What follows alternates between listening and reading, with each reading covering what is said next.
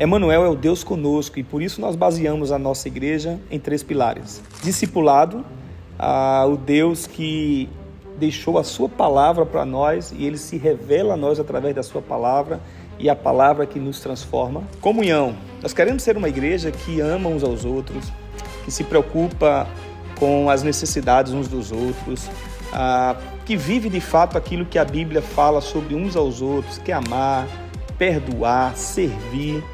É isso que nós queremos ser, uma igreja que vive comunhão. E missão. Missão é exatamente o entendimento que todos nós temos uma missão aqui nesse mundo, que é proclamar o amor de Deus para todas as pessoas.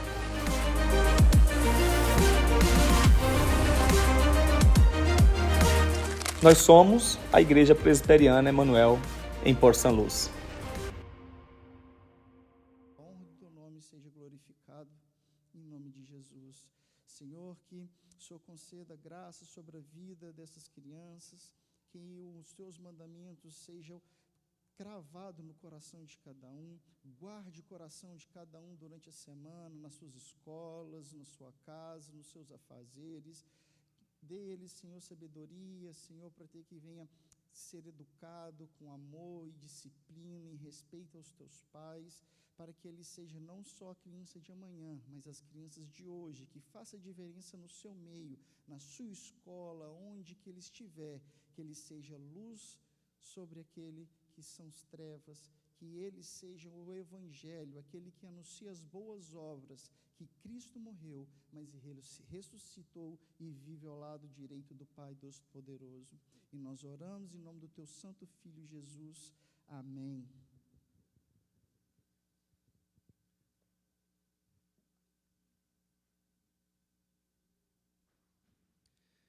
Boa noite, irmãos. Graça e paz a todos. Amém? Boa noite. Vocês estão bem, não? Está tudo em paz com vocês? Muito bem. Hoje eu vou pregar assim, tá bom? Aqueles das línguas maledicentes estão dizendo que é porque eu não estou em forma, e aí fui jogar bola e me machuquei, né? Então isso é intriga da oposição. Na verdade é o seguinte: todo bom jogador se machuca, tá certo? Todo bom jogador, você pode ver os profissionais, se machucam, né? Então depois de 4 gols, driblar um monte de gente, fazer gol e se machucar, então está tudo certo, não é não, Paulão? Sim ou não? Queridos, entrando de sola é a nossa série, tá bom? E uma pergunta que eu acho que precisa ser feita para nós é: por que meditar nas 5 solas? Por que falar sobre os 5 somentes da Reforma Protestante do século XVI? Bom, 31 de outubro, a gente está aí às portas, todos os anos a gente relembra, não é, o que aconteceu lá no século XVI, e aquilo foi fantástico, porque oportunizou para todos nós estarmos hoje aqui. Toda a Europa foi impactada com a Reforma Protestante, depois a América, a Norte e Sul, ou seja, o Evangelho chegou em todos os lugares. Então, glória a Deus por isso. Esse é um dos pontos da gente relembrar a Reforma Protestante. Mas, um dos pontos principais, Deus está querendo compartilhar isso com vocês, os 5 somentes da Reforma Protestante, é porque no século XVI a igreja se perdeu. A igreja, ela não estava mais sendo a igreja de Cristo como deveria ser, à luz das Escrituras Sagradas. A igreja estava longe dos ensinos da palavra de Deus. E o pior, passou a haver muitas heresias na vida da igreja. Por exemplo, a questão principalmente da venda da salvação em Cristo Jesus, que foi o que os reformadores e Lutero bateu mais pesado, ou seja, era vendida a salvação. O óleo que ungiu Jesus, se você comprá-lo, então você der tanto, você vai poder herdar o reino dos céus. O pedaço da coroa de espinho de Jesus, o pedaço do pão da ceia, ou seja, era vendida. A salvação estava não mais pela graça, pela misericórdia, pelo amor e justiça de Deus, mas por aquilo que as pessoas podiam comprar. E qualquer semelhança com os nossos dias não é mera coincidência, tá certo? Não é mera coincidência. Mas não só isso, a fé estava baseada em homens.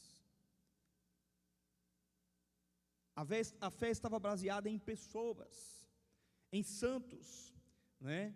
Ou em líderes religiosos. A igreja passou a acrescentar mediadores, que a Bíblia vai dizer que só existe um mediador entre Deus e os homens, Jesus Cristo, homem e Deus, só Ele. A Bíblia foi retirada da mão das pessoas, e só quem tinha o poder de interpretar a Bíblia era a igreja. E a honra não estava mais sendo dada a Deus, mas sim à igreja. Então, por que estudar a reforma protestante do século XVI, estudar os 5 pontos da reforma protestante? Porque eu percebo que nos nossos dias, isso que eu acabei de falar para vocês, relacionado lá atrás ao século XVI, não é muito diferente dos nossos dias. E no século XV, então, Deus levantou já homens para começar a protestar e a dizer: a igreja está longe, a igreja está longe do Senhor. E eu quero citar aqui um servo do Senhor chamado João Hus. Esse cara, a palavra Hus em alemão significa ganso. E ele, por discordar da igreja, ele foi sentenciado à forca. E aí então, antes dele ir ser enforcado, ele disse o seguinte: podem matar um ganso, referindo ao sobrenome dele em alemão, podem matar um ganso, mas daqui a 100 anos, Deus suscitará um cisne que não poderão queimar.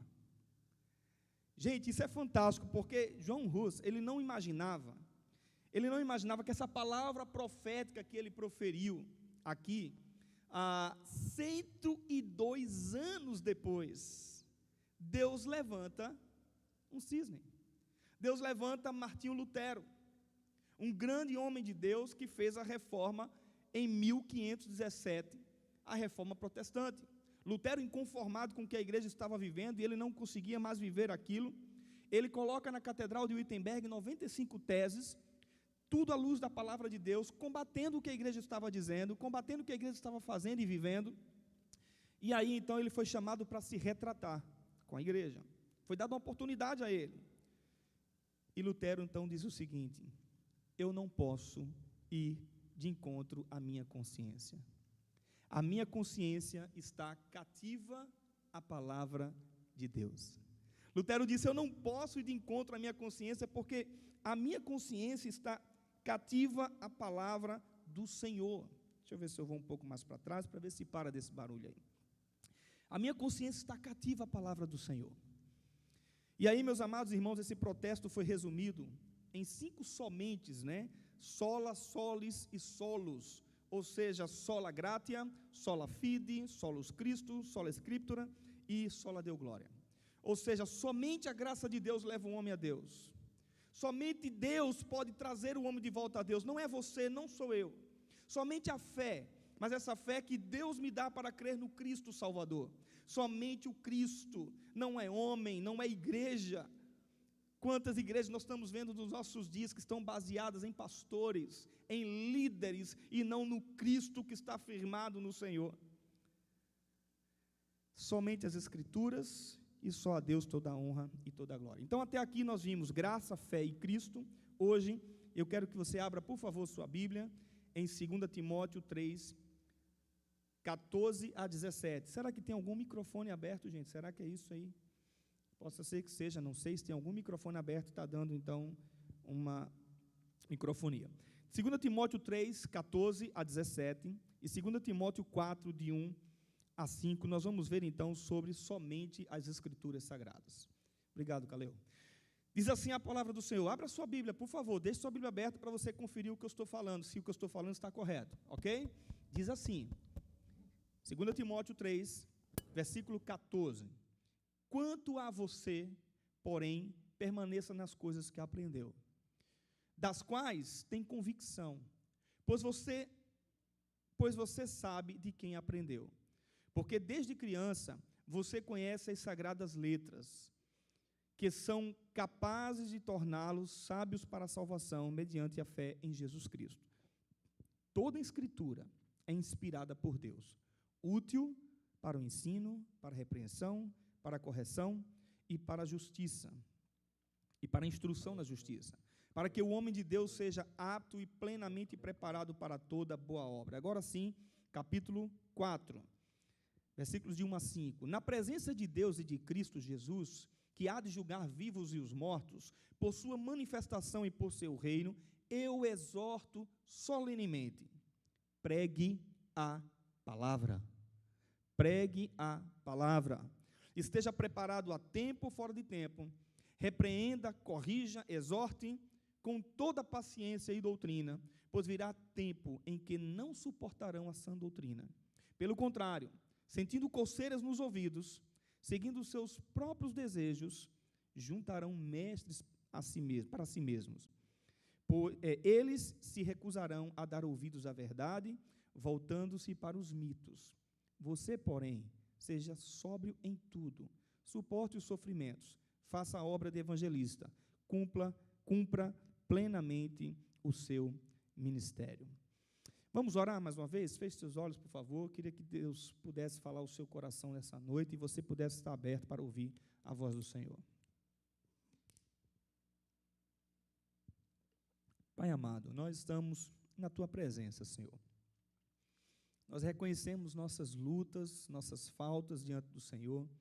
Sabemos que somos pecadores, limitados, fracos, mas sabemos que a Tua palavra em nós nos torna fortes. A Tua palavra em nós nos faz reviver. A Tua palavra em nós nos faz caminhar com o Senhor, nos faz andar por fé, nos faz confiar. Por isso, ó Deus, que essa palavra nessa noite fale profundamente aos nossos corações. Fala conosco, ó Espírito Santo. Não deixa que a gente saia daqui sem entender, sem ouvir a Tua voz. Que Jesus Cristo cresça nessa hora e que eu diminua para a honra e para a glória do Senhor. Em nome de Jesus. Amém. Amém. A minha consciência está cativa à palavra de Deus. A minha consciência está cativa à palavra de Deus. Essa foi a frase de Lutero lá no século XVI. Essa carta que a gente leu agora de Timóteo é a segunda carta que Paulo escreve a Timóteo. Na verdade, ele escreveu 3 cartas pastorais, ok? 3 cartas para pastor, ou seja, 2 para Timóteo e 1 para um pastor chamado Tito. Essas são as cartas do Novo Testamento que nós intitulamos cartas pastorais, né? E provavelmente a segunda carta de Timóteo foi a última carta escrita por Paulo em todo o Novo Testamento. É muito provável, e os historiadores, principalmente Flávio Joséfo, no século III, ele vai dizer sobre isso, que Paulo estava aqui, preso em Roma, e Paulo estava próximo de ser decapitado. Não sei se você sabe disso, o apóstolo Paulo foi decapitado, porque ele servia a Jesus, ele pregava o evangelho de Jesus, e aí então, essa é a última carta que Paulo escreve, e depois ele vai dizer, combati o bom combate, completei a carreira, e eu guardei a fé. Né? Ele está bem pertinho aí de poder, então, ser morto. Né? E ele escreve, então, para um pastor. Ele escreve, e a gente sabe que, claro, a carta de Timóteo não serve só para nós pastores, serve para toda a igreja, mas quem foi Timóteo, por que Paulo escreveu para Timóteo e por que ele escreve 2 cartas para Timóteo? A gente vai ver a história de Timóteo lá em Atos, capítulo 16. Quando Paulo estava na sua segunda viagem missionária, Paulo passa pela cidade de Timóteo, né, Listra, e Paulo ali então traz Timóteo para perto dele para se tornar um discípulo de Paulo. E Timóteo começa a continuar a segunda viagem e a terceira viagem, onde Paulo saía pregando e plantando novas igrejas ali em toda aquela região. E Timóteo então caminha com Paulo. Mas não só isso, Paulo deixa Timóteo para cuidar de igrejas. Flávio Joséfo, como eu falei para vocês, um historiador, ele disse que provavelmente Timóteo cuidou de algumas igrejas que foram plantadas, como Tessalônica, Corinto, Éfeso e Filipos. Inclusive, a gente vê nas Escrituras Sagradas essas igrejas. Timóteo cuidou dela. E aí agora, então, Timóteo estava no campo missionário, cuidando das igrejas, e Paulo escreve para ele. Com que objetivo Paulo escreve? Motivar, orientar Timóteo a permanecer firme na palavra, a não se envolver com as falsas doutrinas, mas não só isso, corrigir a igreja, mostrar à igreja a importância da igreja estar firme na palavra do Senhor. E aí, os capítulos de 1 a 12, você vai ver Paulo agradecendo a Timóteo. Paulo diz: Timóteo, você foi um fiel companheiro. Muito obrigado por você caminhar comigo nas viagens missionárias. Você era um companheiro fiel. Depois, Paulo vai dizer que a fé de Timóteo é sem fingimento. Era uma fé verdadeira. Você tem uma fé verdadeira, Timóteo. E aí, Paulo, então, começa a dar 2 conselhos para Timóteo. O primeiro deles é seguir o exemplo de Paulo. A gente vai ver isso até o capítulo 3, que nós lemos. Paulo diz assim: siga o meu exemplo, faça o que eu fiz, o que você aprendeu de mim, segue esse meu exemplo. E o segundo conselho, então, ele diz: seja um obreiro fiel, seja um pastor fiel, aprovado, não é? Como? Que não se envergonha da palavra e do evangelho, que maneja bem essa palavra, que sabe o que nela está escrito, e que evite falatórios inúteis, conversaçõezinhas que não levam a lugar nenhum, fuja das paixões da mocidade, ou seja, fuja dos desejos carnais da mocidade, segue, Timóteo, a justiça, a fé, o amor e a paz, e evita discussões que levam a brigas, a confusões. Ou seja, Paulo estava orientando Timóteo exatamente a ele viver isso, e ele repreender a igreja, exortar a igreja a viver tudo isso. E aí a gente chega no capítulo 3 e 4, que é o texto que nós lemos, né? Paulo vai dizer para Timóteo: olha, Timóteo, faz tudo isso porque vão vir dias que não vão ser dias fáceis. Não serão, capítulo 3, versículo 1, nos últimos dias sobrevirão tempos difíceis. Que dias é esse que Paulo estava falando, irmãos? Que dia era esse que ia vir tempos difíceis? Paulo estava se referindo, sabe ao quê? Ao dia que é inaugurado quando Jesus Cristo ressuscita, ele sobe para Deus, para a glória de Deus, e ele ali vai reinar com Deus, Cristo reinando com o Deus eterno. A partir daquele dia é inaugurado os dias difíceis, até o dia em que Jesus vai voltar. Quando Jesus voltar sobre a vida da igreja, até o dia em que ele ressuscitou, até o dia dele voltar, nós viveremos tempos difíceis. Olha para trás e olha para a história da igreja, e você vai ver quanto foram dias difíceis. A começar, por exemplo, pouco tempo depois, década de 70, a igreja é massacrada, é perseguida, os cristãos são mortos, Roma toca fogo, pega fogo em Roma, um louco chamado Nero põe fogo em Roma, coloca a culpa na igreja. Dias difíceis, já naquele começo. Mas, presta atenção, a Bíblia vai dizer para a gente, e quem quiser, na próxima quarta-feira, você pode estar comigo, eu vou estar falando sobre isso, que haverão dias mais difíceis ainda, que Jesus Cristo cita em Mateus 24, e que esses dias se reportam a um pouco antes da segunda vinda de Jesus, chamada Grande Tribulação, e que não serão dias fáceis para a vida da igreja. E aí Paulo vai dizer aqui, por que esses dias serão difíceis? Capítulo 3, de 2 a 6, ele vai dizer assim: os homens serão egoístas, avarentos, presunçosos, arrogantes, blasfemos, desobedientes aos pais, ingratos, ímpios, sem amor pela família, irreconciliáveis, caluniadores, sem domínio próprio, cruéis, inimigos do bem, traidores, precipitados, soberbos, mais amantes dos prazeres do que amigos de Deus, tendo aparência de piedade, olha lá, tendo aparência de pessoa que estuda a Bíblia, que conhece as coisas, tendo aparência de piedade, mas negando o seu poder, afasta-se também destes. São estes que se introduzem pelas casas, conquistando mulherzinhas sobrecarregadas de pecados, as quais se deixam levar por toda espécie de desejos. Esses são os dias difíceis. Mas Paulo não para por aí. Versículos de 7 a 9, ele vai dizer que essas pessoas não chegarão ao conhecimento da verdade, porque eles se opõem à verdade. Que verdade era essa? Que verdade era essa que Paulo estava dizendo que as pessoas iam se opor? As Escrituras Sagradas. A palavra de Deus, essa é a verdade de Deus, que desde o Antigo Testamento já estava formado todo o Antigo Testamento, as palavras dos patriarcas, as palavras dos profetas. e que as cartas dos apóstolos já circulavam nas igrejas no Novo Testamento. E aí Paulo, então, orientando Timóteo, Paulo vai dizer que ia ser tempo difícil, assim como foi tempos difíceis na época de Lutero, e não é diferente dos nossos dias. Por isso, nós precisamos fazer valer o que Lutero diz. A minha consciência está cativa à palavra de Deus, somente às Escrituras. A pergunta é, o que é que significa cativo? O que é que significa estar cativo a alguma coisa? E aqui, no caso, a palavra de Deus. Significado de cativar: seduzir, atrair, prender-se fisicamente ou moralmente, sujeitar-se, manter em sua posse. Então, quando Lutero vai dizer assim, olha, a minha mente está cativa à palavra de Deus, Lutero estava dizendo assim, a minha mente está atraída, presa, seduzida pela palavra de Deus.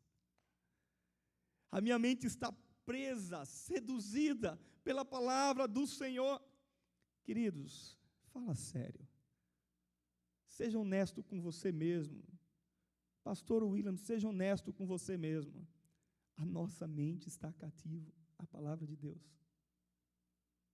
A nossa mente está seduzida pela palavra. A nossa mente está presa à palavra. A gente tem buscado viver o que a palavra de fato diz para nós.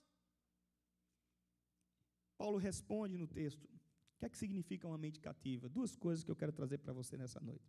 Primeira, uma mente cativa é uma mente quando essa mente permanece na palavra. Ele vai dizer isso para a gente, eu vou mostrar aqui para você. Segundo, quando eu obedeço ao chamado de levar essa palavra aos outros. Aí sim, esse é um diagnóstico que você e eu precisamos fazer.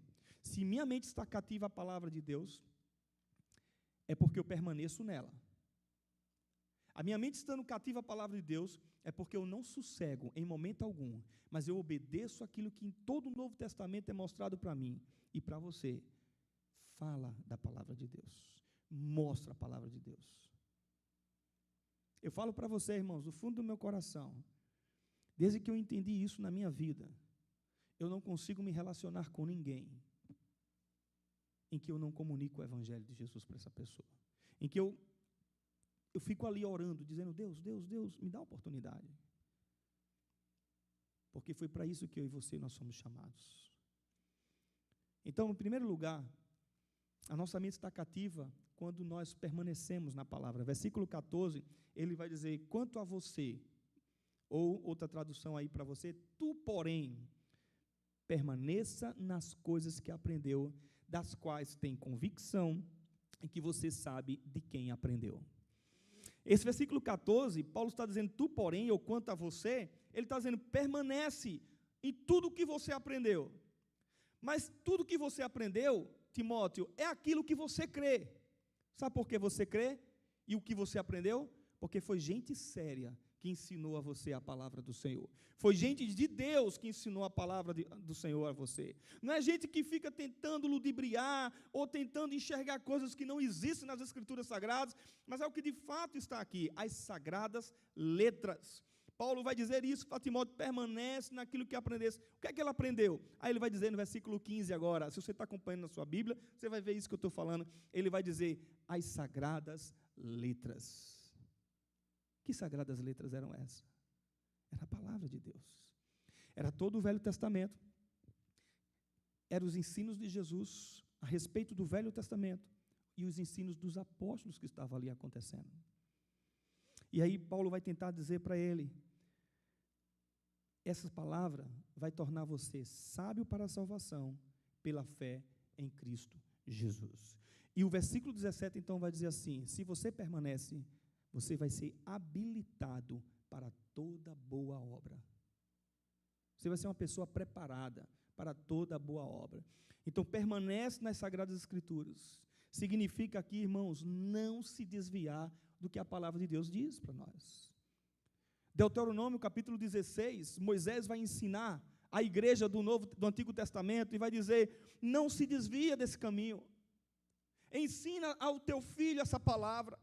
Desde pequeno, ensina, porque nós batizamos nossas crianças, porque nós não entendemos que o batismo salva, mas nós entendemos que o ensino aos nossos filhos compete a mim e a você, E a igreja dá o suporte a você e a mim. No ensino da palavra de Deus. Ensina. Não se desvia nem para a direita, nem para a esquerda. E Josué vai confirmar isso. Josué vai dizer assim: eu e minha casa serviremos ao Senhor. Se vocês querem servir aos deuses dos amorreus, dos heteus, dos jebuseus, dos ferezeus, todos os zeus, sirva. Aí Josué vai dizer: eu e minha casa serviremos ao Senhor. Meus amados irmãos, permanece na palavra, nas sagradas letras. A pergunta é: o que é que a Bíblia nos ensina? Deixa eu falar uma coisa para você. A Bíblia nos ensina sobre tudo. Tudo o que Deus quis revelar em sua palavra está lá. E a Bíblia nos ensina sobre tudo. Quer saber sobre sua vida pessoal? Como você tem que viver um com o outro? As Escrituras mostram. Amar, perdoar, cuidar, ser generoso, ser hospitaleiro. Não é isso que a Bíblia diz para a gente? Sim ou não? Não é verdade? Sobre a minha vida pessoal, nós temos lá os 4 primeiros mandamentos relacionados a uns aos outros, e os 6 últimos mandamentos lá, dos 10 mandamentos, a minha relação com Deus. A Bíblia nos ensina como a gente tem que se comportar na igreja. A Bíblia nos ensina sobre a minha vida familiar. Como é que eu tenho que viver com minha esposa? Como é que eu tenho que tratá-la? Como é que ela tem que me tratar? Com carinho, com amor, com respeito, com fidelidade. Você quer saber sobre casamento, sobre separação conjugal? A Bíblia vai falar sobre isso. Você quer saber como você cria os filhos? Está claro de Gênesis e Apocalipse. Mas a gente quer ouvir o que o psicólogo fala, o que o governo está falando. É o que a Bíblia fala para nós. A Bíblia nos ensina sobre tudo. Então, permanecer é não se desviar, é não se distanciar daquilo que a Bíblia nos ensina. Mas não só isso. Ele diz: permanece naquilo que você tem convicção. As sagradas letras, meus amados irmãos, ele está dizendo assim para você: você que aprendeu, tudo que você aprendeu, e você crê, então permanece nisso daí. Aí ele vai falar no versículo 16, o que é que você creu? O que é que você aprendeu sobre a palavra de Deus? Aí ele vai dizer: toda a Escritura é inspirada por Deus, útil para o ensino, para a correção e para a repreensão na justiça. Ou seja, ele está dizendo assim: a Bíblia não contém a palavra de Deus, a Bíblia é a palavra de Deus. Tem partes que Deus falou, tem partes que Deus não falou. Isso é uma teologia liberal. Nós não cremos assim. Nós cremos que ela é a palavra de Deus, de Gênesis e Apocalipse. Deus inspirou mais de 40 autores para revelar aquilo que Ele quis revelar para nós, num período de 1.600 anos. E a Bíblia não se contradiz em tempo algum. Glória a Deus por isso. Você percebe? Ela é a palavra de Deus, ela não contém, e ela serve para quê? Para ensinar a mim e a você como eu tenho que viver minha relação com Deus, como eu tenho que viver a minha relação com o outro. Ela serve para não só isso, para me repreender. E esse tem sido o problema das nossas igrejas dos nossos dias. Porque no afã de ter multidões dentro de uma igreja, de ter louvor show, de ter tudo dentro de uma igreja, as pessoas estão pagando um preço caro da desobediência a Deus, em não falar o que tem que ser falado para a vida da igreja. E quem não está satisfeito, paciência, mas prega a palavra. Mas não só isso, a Bíblia não serve só para repreensão, para exortação, como os profetas faziam, ela serve para nos corrigir. Aquilo que eu vejo é que eu digo assim: Deus, eu agora entendo, eu vejo, eu agora contemplo como eu estou vivendo, eu quero mudar, eu não quero mais fazer dessa forma. Se eu tratava minha esposa mal, eu agora quero tratá-la bem. Se eu era estúpido com meu filho, eu quero amá-lo. Se eu fazia a obra de Deus relaxadamente, então eu quero fazer agora decentemente. Se eu nem me comprometia com tua obra, eu agora quero me comprometer. Ou seja, a Bíblia serve para nos corrigir e nos instruir naquilo que é correto. Então, permanece nas sagradas letras. Ele está dizendo: permanece naquilo que você crê, ela é a palavra de Deus. E depois ele vai dizer: permanece porque você sabe quem te ensinou, Timóteo. Sabe quem foi quem te ensinou? Ele está citando aqui capítulo 1, versículo 5 de 2 Timóteo, ele vai deixar claro quem foi que ensinou para ele. Ele vai dizer que foi a mãe e que foi a avó Lloyd, Eunice e Lloyd. Ensinaram as Sagradas Letras, mas não só isso. Se você vê antes, o capítulo anterior e até o capítulo 3, Paulo está dizendo, segue o meu exemplo.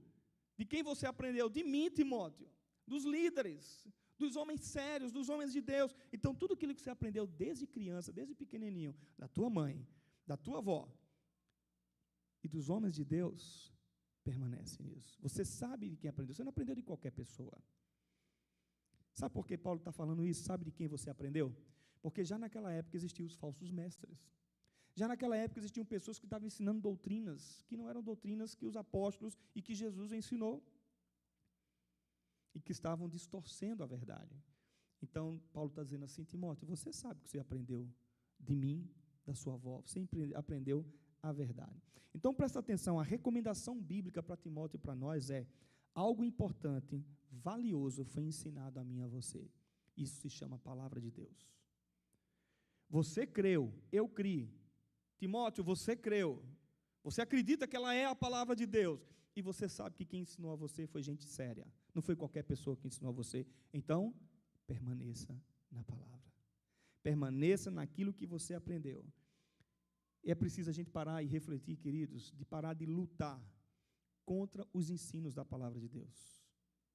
Quantas pessoas estão dentro da igreja lutando contra os ensinos? Porque a Bíblia vem de forma tão profunda na vida da gente, para transformar, para dividir juntas e medulas, né? Medulas, ou seja, a Bíblia vem forte, e a gente fica resistindo o que a palavra está dizendo para nós. Isso é doutrina de homens, isso é o que o pastor está dizendo, não, vai ler, meu querido, vai entender, você mesmo tem a oportunidade de conhecer a palavra.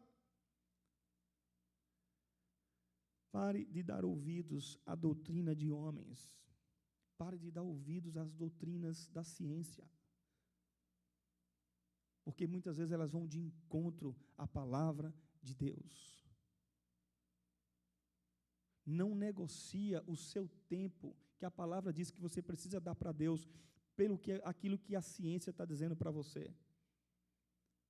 Não negocia aquilo que você precisa entender, que você precisa repreender seu filho, se a palavra de Deus diz, mas aquilo que a ciência está dizendo é o contrário. Não negocia os valores da palavra de Deus. Ela é útil para o ensino, para a correção e para a repreensão na justiça. Presta atenção. A Bíblia é o livro mais lido em todas as épocas. Sim ou não? Sim. É comprovado isso.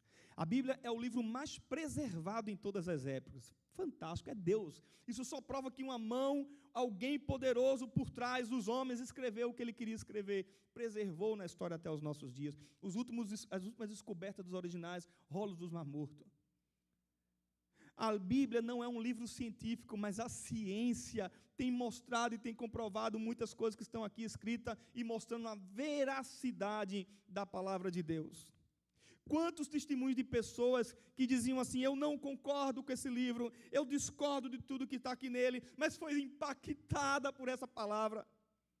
Quantas pessoas encenaram histórias bíblicas em peças teatrais e foram transformados por essa palavra. A última notícia que a gente ouviu aí, um dos atores do filme The Chosen. Profecias citadas nela se cumpriram e vão se cumprir. Nela está escrito de forma lógica a criação, a queda do homem, as consequências do pecado na humanidade e a volta de Jesus para destruir Satanás e o mundo, de forma lógica. Mas não só isso. A Bíblia, ela ensina tudo o que a gente quer aprender sobre a vida. Ela não ensina tudo sobre Deus, mas tudo aquilo que Deus quis se revelar para nós. Nela nós encontramos a razão da nossa existência. Nela nós encontramos paz. Nela nós encontramos esperança. Nela nós encontramos fé para viver nesse mundo cão que a gente vive. Nesse mundo difícil que a gente vive. É a palavra de Deus que traz conforto ao meu e ao seu coração. Quando eu estou triste, quando eu estou desanimado, quando eu estou para baixo, leia a palavra, estude a palavra, deixe Deus falar profundamente ao seu coração através dela, reserve tempo para ela, E aí, queridos, a gente vai ver a alegria, a felicidade plena vai reinar nas nossas vidas. As angústias serão arrancadas do nosso coração. E quando vêm os problemas, a gente se apega a essa palavra. E a gente lembra, tudo posso naquele que me fortalece. Grandes coisas fez o Senhor por nós, por isso estamos alegres. Pedi e dá-se-vos-á, buscais e achareis. Todo aquele que pedir, recebe. Qual o filho que um pai pede pão vai dar pedra? Desde a antiguidade não se viu, não se ouviu um Deus que trabalha por aqueles que nele espera. Você está entendendo, meu irmão? Isso é palavra de Deus. Mas tem gente que vive de reuniões de oração, aqui e acolá, pega a bênção aqui, pega a bênção ali, mas não estuda a palavra, não medita na palavra. Mas apesar de tudo isso que eu falei para vocês, a Bíblia tem sido desvalorizada pelos de dentro da igreja e pelos de fora da igreja. Na Reforma Protestante, a Bíblia, no período medieval, a Bíblia foi tirada da mão do povo, e Lutero veio traduzir a Bíblia para o alemão, quando ele faz a Reforma Protestante, e distribui a Bíblia de novo na mão do povo. Hoje em dia, a Bíblia tem sido retirada das nossas vidas. Sabe como? Através da internet, através das redes sociais. A gente tem Bíblia de todo tipo, toda cor, nos aplicativos, mas a gente não estuda a palavra. Então, quando é que eu estou cativo à palavra de Deus? Quando eu permaneço na palavra. 2, quando eu obedeço à exortação de pregar a palavra. O Paulo vai dizer aqui para nós, no versículo 2, a exortação agora é mais enfática, é mais pesada. Ele diz assim: prega a palavra, quer seja oportuno, quer não. Timóteo, prega a palavra, quer fora de tempo, quer em todo tempo, prega a palavra do Senhor, esteja preparado. E aí eu queria falar duas coisas sobre pregar a palavra de Deus, a Bíblia Sagrada, as Escrituras. A gente precisa pregar para os de fora e para os de dentro da igreja. E o texto, ele mostra isso para nós. Primeiro ele vai dizer, prega a palavra ao mundo. Olha o versículo 1 do capítulo 4. Na presença de Deus e de Cristo, que há de julgar vivos e mortos, por sua manifestação e por seu reino, eu o exorto solenemente, Timóteo, prega a palavra, ok? Veja o que ele está dizendo, perceba, que antes dele exortar Timóteo a pregar a Bíblia, a palavra de Deus lá fora, para o mundo, antes dele exortar, ele está dizendo assim, ele invoca a presença de Deus e de Cristo. Timóteo, eu estou dizendo para você que diante de Deus e de Cristo, eu estou fazendo uma exortação para você. Essa exortação, Timóteo, é diante de Deus e de Cristo. Eu estou exortando a você a pregar a palavra. Depois ele vai dizer assim, esse Deus e esse Cristo, que eu estou te admoestando, eu estou te exortando, ele há de julgar vivos e mortos, pela manifestação do seu reino. E aqui, então, está exatamente a proclamação do Evangelho de Jesus para o mundo lá fora. Deus e Cristo vai julgar vivos e mortos. Quando é que isso acontece? Quando é que acontece o julgamento de Deus? É na segunda vinda de Jesus. Quando Jesus voltar, ele vai julgar aqueles que reconheceram Jesus Cristo como Senhor e Salvador, e aqueles que não reconheceram Jesus Cristo como Senhor e Salvador, mas não só isso, ele vai julgar as pessoas, e aí vai se instaurar o reino de Deus. Ou seja, o texto vai mostrar que o reino de Deus vai ser manifestado a nós, e isso tem a ver com uma má notícia e uma boa notícia. Coloca aí para a gente, Alessandro, ou não sei quem está lá atrás, coloca aqui para a gente sobre isso daqui. É isso que tem que ser pregado nas nossas igrejas. E é isso que tem que ser pregado por mim e por você no nosso dia a dia. O que é que tem que ser pregado nas nossas igrejas que está se deixando de lado? Deus, ele no seu amor e na sua justiça, ele cria o homem perfeito, sem pecado. E ele cria o homem perfeito e faz um pacto com o homem. Ele diz assim, eu vou ser o teu Deus e tu vai ser o meu povo, a tua descendência vai ser o meu povo. Cresça e multiplica, Adão, cresça e multiplica, Eva, produza filhos, façam a geração, mas sirvam a mim. tudo aqui você pode fazer, tudo você pode tocar, tudo é seu, eu estou te dando tudo. Eu só quero que você não faça uma coisa: não toca nessa árvore, porque no dia que você tocar, você vai morrer. O que é que acontece então? Adão toca naquela árvore, pega do fruto, come junto com a sua esposa, e a partir dali, o homem que era reto, justo, passa a estar punido pelo pecado, porque Deus tinha dito: você vai morrer, não faça. A partir daquele momento, o que é que Adão faz, gente? Estou incomodado de ficar sentado, vou tentar ficar em pé um pouquinho. O que é que Adão faz? Ele peca, se afasta de Deus, se esconde e pega folhas de árvore e tenta cobrir o pecado dele. Aí Deus diz: ei, para por aí. Não é você quem faz, sou eu quem faço por você. Não é você que volta para mim, não é você que se restaura por conta própria. Sou eu quem te dou a solução para o teu problema. Da barriga da mulher vai nascer aquele que vai esmagar a cabeça da serpente, Jesus Cristo. E não só isso, mata um cordeiro, Deus mata um cordeiro, sacrifica ali um animal e coloca as vestes que deveria ser. Alguém precisava morrer no lugar de Adão e Eva. E ali já era uma representação de Jesus Cristo. Você percebe? É Deus quem providencia a solução, não é o homem. E Deus faz isso por amor. Ele faz isso porque o seu amor é tão intenso por nós, que Ele derrama a sua graça sobre nós. E essa graça se chama Jesus Cristo. Ele dá o substituto pelo nosso pecado. O pecado passou a habitar na humanidade e passou a ser hereditário. Todos nós estávamos condenados ao nosso pecado. E aí então, Jesus Cristo se entrega na cruz do Calvário, porque alguém precisava morrer. O pecado precisava ser punido, e Ele se entrega por nós, e Ele ressuscita por nós. E ali então, Ele nos dá a salvação. E aí, presta atenção agora no detalhe, voltando ao texto. Presta atenção no detalhe.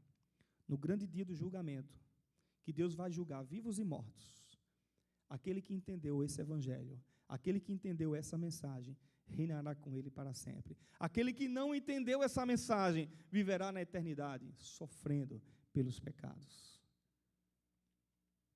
Percebe? Essa é a mensagem que tem sido esquecida de ser pregada nas nossas igrejas. Essa é a mensagem que tem que ser pregada ao mundo.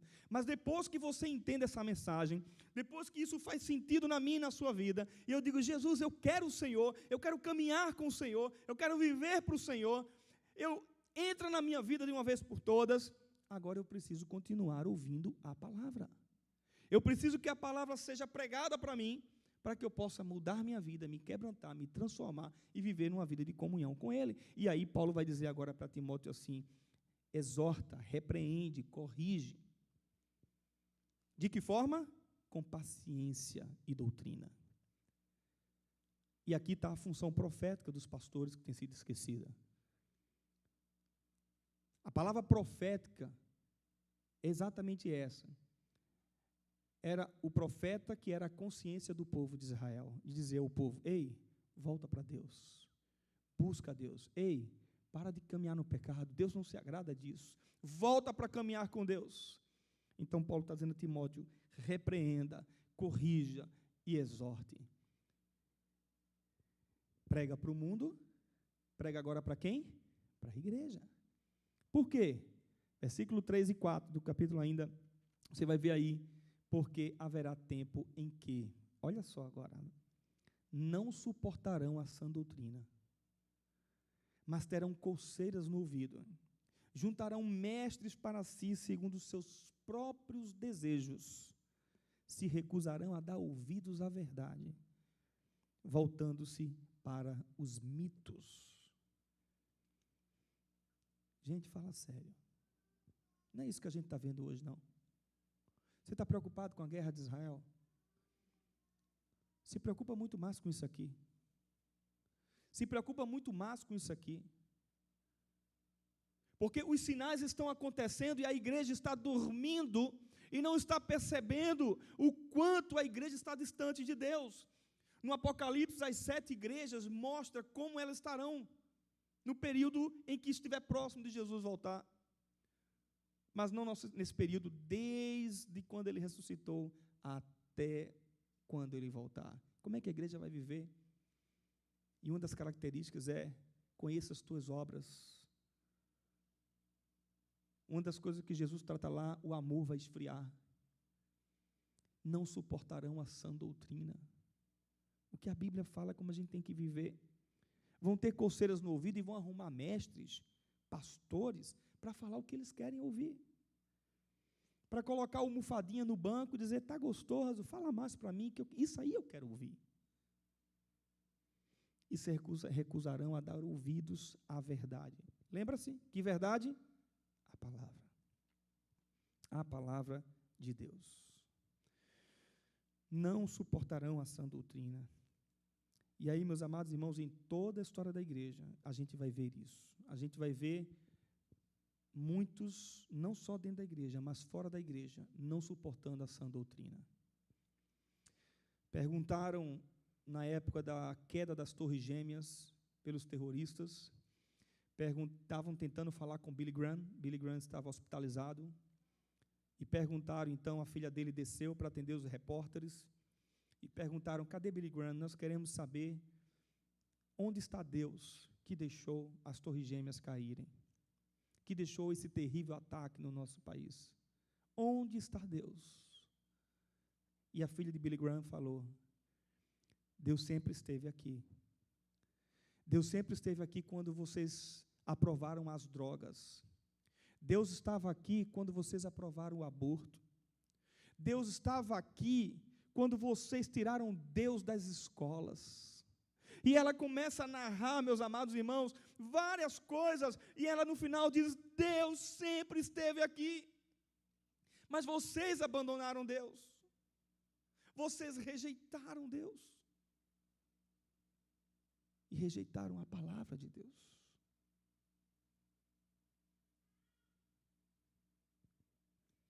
Em toda a história a gente vai ver Jesus combatendo os fariseus e as falsas interpretações da lei. Paulo e Pedro citam isso nas cartas dos hereges, das falsas doutrinas. Lutero lutou com isso na igreja e nos nossos dias não é diferente. A graça de Deus não tem sido suficiente para as pessoas que estão dentro das igrejas. A fé em Cristo não tem sido suficiente. As pessoas querem ter fé naquilo que Deus pode dar. As pessoas querem o Deus da bênção, mas não querem o comprometimento com o Deus da bênção. Aliás, as pessoas querem a bênção, mas não querem o comprometimento com o Deus da bênção. Vêm às igrejas por religiosidade. É porque eu tenho que ir para a igreja no domingo, porque se eu não for, as coisas não podem ficar bom para mim. Mas não por um relacionamento profundo com esse Deus. E eu estou partindo para o final aqui, eu quero terminar dizendo isso para vocês. A graça de Deus não é suficiente. Eu quero terminar dizendo que a fé em Cristo não tem sido suficiente. Cristo não tem sido suficiente. A Bíblia não tem sido suficiente. E nossas vidas muitas vezes não têm glorificado a Deus. Vamos ser sinceros.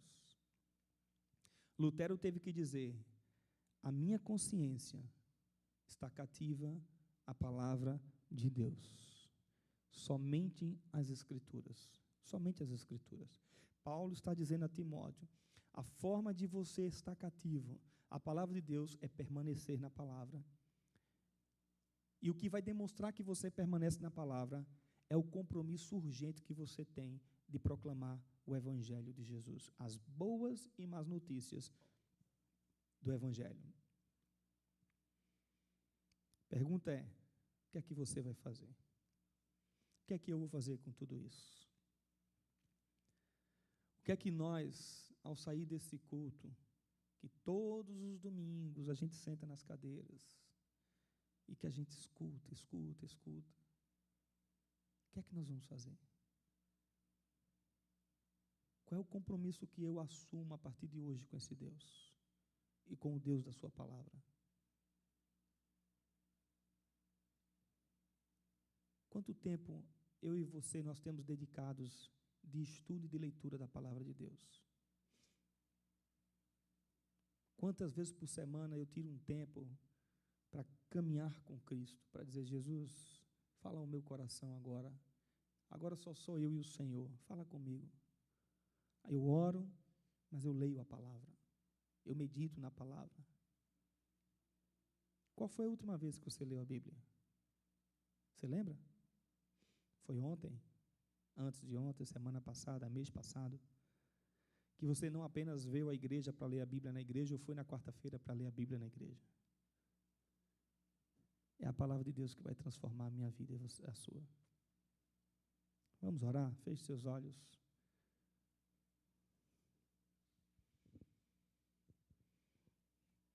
Deus amado, na Tua presença eu quero te pedir, ó Deus, que o Senhor possa nos ajudar, ó Deus, a entender o que está escrito na Tua palavra. O Senhor nos chama para um compromisso real e verdadeiro com o Senhor, na Tua palavra. O Senhor nos convoca para viver uma vida de santidade. Daquilo que eu fazia, não fazer mais. Das palavras sujas que eu citava, não citar mais. Dos pensamentos imundos que eu tinha de não ter mais. Da forma como eu tratava as pessoas, não tratar mais. Deus, transforma nossas vidas. Transforma as nossas mentes, nossos corações. Quebra, Senhor. Quebra, Pai. Traz um avivamento, ó Deus, à Tua igreja. Haverão dias difíceis, já estão havendo desde a Tua ida para a presença do Senhor, da ida de Jesus. Mas sabemos que esses tempos se acentuarão, serão mais difíceis ainda. E parece que nós estamos vivendo eles, ó Deus. Ó Senhor, nos ajuda. Tem misericórdia de nós, Pai. Nos ajuda a caminhar com o Senhor. Em nome de Jesus. Em nome de Jesus.